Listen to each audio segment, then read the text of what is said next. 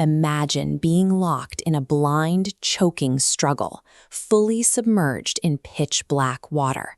You can't see your adversary, you have no idea which way is up. You are simply holding your breath until your lungs burn, waiting to die.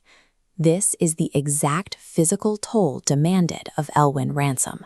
His body is agonizingly pushed to its absolute limit, his ribs pinned, cold, slimy things sliding over him, and a pressure building in his temples until they feel like they are going to burst. In a final, desperate surge, he manages to force himself astride the enemy in the dark.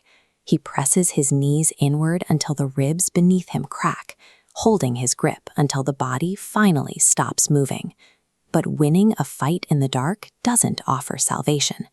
Groping his way along the sharp rocks of the cavern, Ransom reaches his hands upward and hits a solid rock ceiling. The horrible truth sets in. He has been washed into a subterranean cave. There will be no morning here. Surviving the struggle for breath has only moved the battle to a new front. Ransom is now locked in a vacuum of sensory deprivation, where the silence and the weight of the dark become his next adversaries. The environment is a total sensory void. Ransom is forced to navigate entirely by touch, his feet and elbows bleeding from invisible, razor-sharp rocks, surrounded by an oppressive, dead silence. To maintain his sanity against the crushing weight of time, he tries to anchor his thoughts. He sets himself a chess problem. He recites epic poetry from memory, the Iliad, the Odyssey, Paradise Lost, desperately trying to hold on to logic. The sheer duration of the darkness begins to take a physical toll. Straining his eyes in the pitch black creates blinding phantom lights and a splitting headache. His mind begins to hunger for a single ray of light, exactly the way a starving man hungers for food. Then the silence breaks. Somewhere in the dark behind him, there is a dry, rattling noise. It sounds exactly like metal being dragged slowly over stones.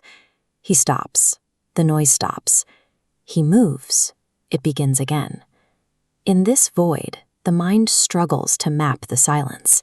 Fear fills the gaps where sight should be, turning every dry scrape and echo into the sound of something following him through the dark. Just as exhaustion and fear threaten to completely overwhelm him, Ransom spots something impossible, a tiny, quivering patch of dim red light filtering down through a narrow fissure in the cavern roof.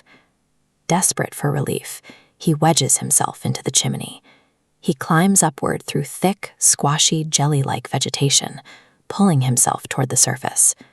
He finally clears the passage, but as he pulls himself onto the rock ledge, the environment shifts violently.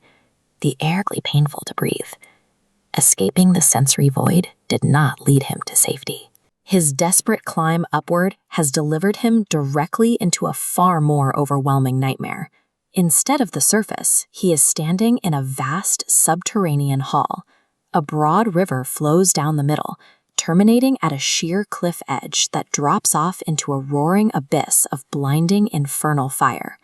It is here the enemy deploys its sharpest weapon, a philosophical thought virus poured directly into Ransom's mind.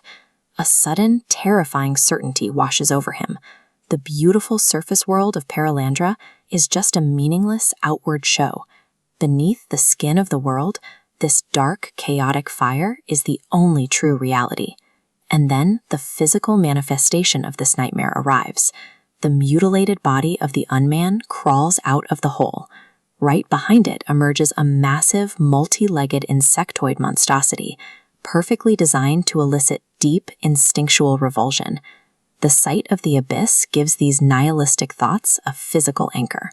Ransom is left with the conviction that this misery is the default state of the universe, and everything he loved on the surface was merely a brief accident. But Ransom recognizes the foreign nature of the thoughts. The realization that his own mind is being tampered with triggers a sudden flash of righteous, furious anger. He yells out, explicitly rejecting the enemy from his brain. He snatches up a jagged stone from the stream and brings it down violently, completely crushing the unman's face. The psychological weight evaporates instantly. The dark enchantment lifts, and he realizes the horrifying demonic insect is actually just a curious, aimless bug trapped in the cavern with him. The enemy's power relied entirely on projecting an illusion of inevitability. Breaking that spell required Ransom to reject the paralysis of despair and strike back with a single, decisive action.